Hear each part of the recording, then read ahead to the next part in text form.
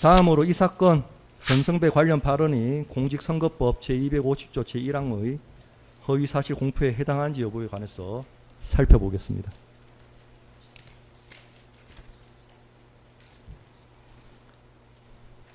피고인은 이 사건 전성배 관련 발언이 자신의 인식에 관한 발언에 불과하여 허위사실 공표에 해당하지 않는다는 취지로 주장합니다. 특별검사가 기소한 이 사건 전성배 관련 발언은 전성배를 무속인으로서 알고 있었는지에 관한 피고인의 인식을 말하는 것이 아니라 전성배를 소개받은 경위, 배우자와 함께 만난 사실 유무라는 피고인 자신의 구체적인 과거 행적의 전부를 단정하는 진술입니다. 이는 검증 가능한 객관적인 사실에 관한 것으로서 피고인 자신의 과거 구체적 행적에 관한 진술이지 추상적인 의견 표명이나 순수한 주관적 인식을 밝히는 것에 그치는 것이 아닙니다. 특히 피고인이 2013년 12월경부터 배우자 김건희를 통하여 전성배를 알게 되어 자신의 검찰 내 징계 및 자천 상황에 관한 조언을 받았고, 김건희는 2016년 말 윤석열의 특검 파견 무렵과 2020년 추미애와의 갈등 국면에서도 전성배로부터 관련 언급을 들어온 점, 피고인은 배우자 김건희와 함께 전성배가 운영하는 법당에 가거나 피고인의 주거지에서 전성배를 만난 사실을 피고인 스스로도 이 법정에서 인정하고 있는 점 등을 종합하면 피고인은 전성배를 선거 과정에서 처음 소개받은 것이 아니라 2013년경부터 이미 알고 지속적으로 교류하여 왔고, 그 교류에는 배우자 김건희도 함께 하였던 사실이 인정됩니다. 전성배가 운영하는 일광사는 일반인이 통상 생각하는 정식 사찰의 모습이 아닌 단독 주택 2층에 위치하고 있고, 전성배는 배우자가 있는 사람이며 부처님 상이 아니라 자신의 돌아가신 어머니의 상을 모신 방에서 방문객에게 돈을 받고 점을 봐주었습니다.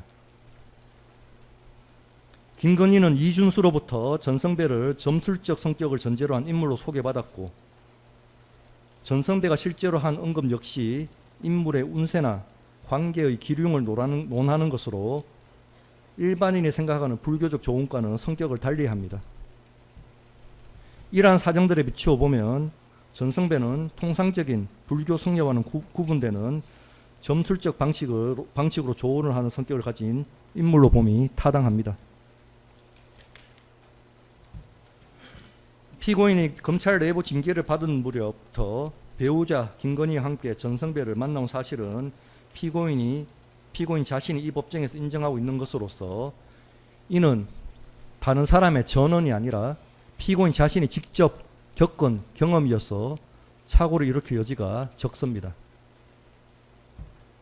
그럼에도 피고인은 이 사건 전성배 관련 발언에서 아무런 유보 없이 단정적으로 이러한 사실을 부인하고 전성배를 당 관계자로부터 비로소 소개받았다, 김건희와 함께 만난 적 없다는 취지로 발언하였습니다. 더구나 무속 논란이 지지율에 영향을 미칠 수 있는 국면에서 해명으로 이루어진 발언이란 점에 비춰보면 피고인은 발언 당시 그 내용이 객관적 사실과 다르다는 것을 인식하고 있었다고 봄이 타당합니다. 따라서 피고인에게 허위사실 공표에 관한 고의도 인정됩니다.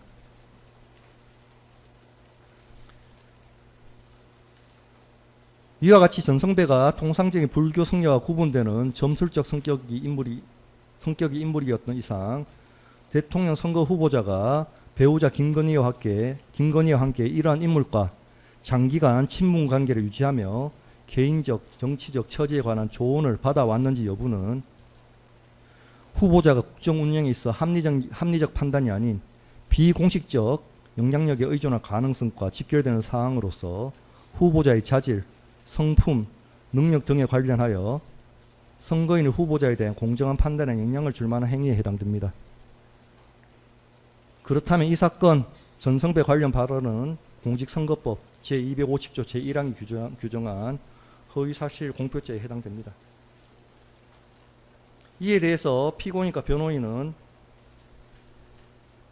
후보자 등이 후보자 토론에 참여하여 질문, 답변을 하거나 주장 반론하는 것은 그것이 토론의 주제나 맥락과 관계없이 일방적으로 허위의 사실을 드러내 알리려는 의도에서 적극적으로 허위 사실을 표명한 것이 아니라는 등의 특별한 사정이 없는 한 이 사건 조항에 의하여 허위 사실 공표죄로 처벌할 수 없다는 대법원 2019도 13328 전원 합의체 판결이 보호하고자 하는 사례에 해당한다며 객관적 사실과 명백히 배치되는 허위 사실을 적극적으로 유포하려는 의도 아래 일방적으로 발언하였음을 인정할 만한 사정이 없으므로 허위사실 공표죄로 피고인을 처벌할 수 없다고 주장합니다.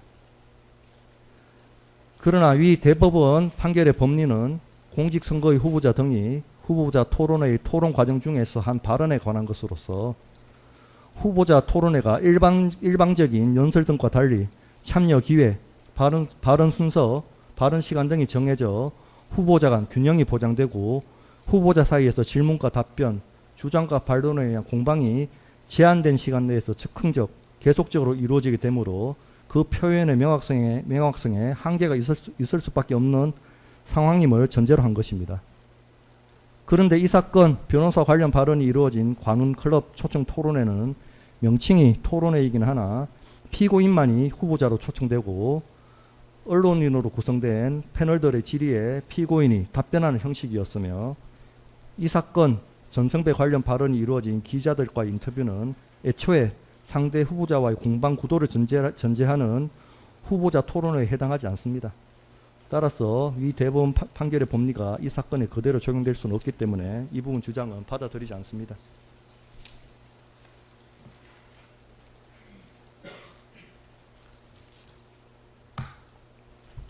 따라서 공사실 모두 유죄가 인정되고 양형에 관해 살펴보겠습니다.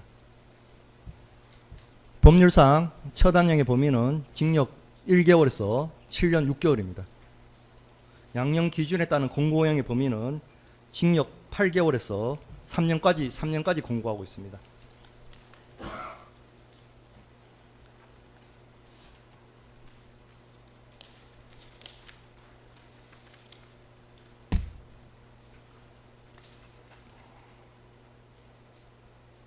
이 사건 각 범행은 대한민국 대통령 선거라는 국가의 최고 공직자를 선출하는 절차에서 유력 후보자였던 피고인이 자신에게 유리하도록 자신의 구체적 행위에 관하여 허위의 사실을 공표한 것입니다.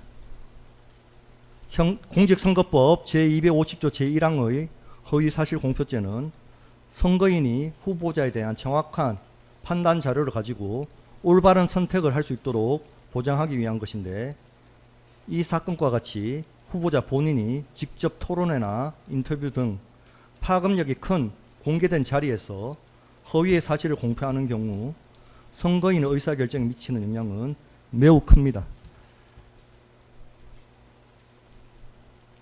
이 사건 변호사 관련 발언은 윤우진의 뇌물수수 혐의 사건에 영향력을 행사하였다고 의혹을 받고 있는 피고인이 윤우진과의 친분 및 신뢰관계의 정도에 관하여 스스로 인정한 종전의 진술을 뒤집어 허위의 사실을 공표하였다는 점에서 재질이 가볍지 않습니다.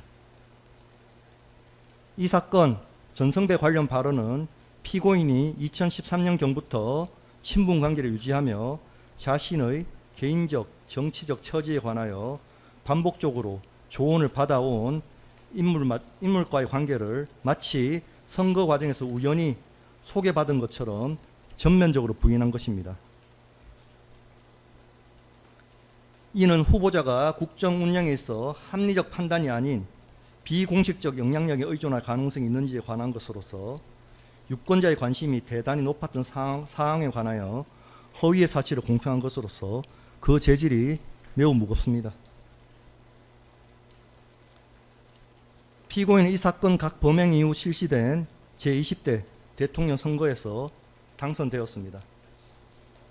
물론 선거의 결과가 이 사건 각 범행만으로 좌우되었다고 단정 짓기는 어려우나 허위 사실 공표죄가 보호하고자 하는 법익인 선거인의 올바른 의사결정이 이 사건 각 범행으로 인하여 침해되었다고 보기에는 충분합니다.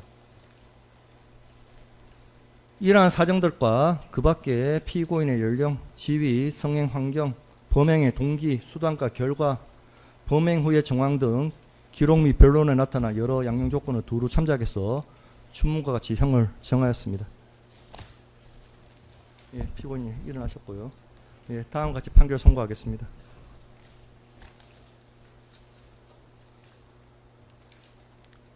주문. 피고인을 징역 1년 6개월에 처한다. 다만 이 판결 확정일부터 3년간 위형의 집행을 유예한다. 이 판결에 불복하려면 오늘부터 7일 이내에 서울고등법원에 항소할 수 있고 항소장은 서울중앙지방법원에 제출하시면 됩니다. 피고인이 현재 수감 중이므로 수감시설의 장에게 항소장을 제출할 수도 있습니다.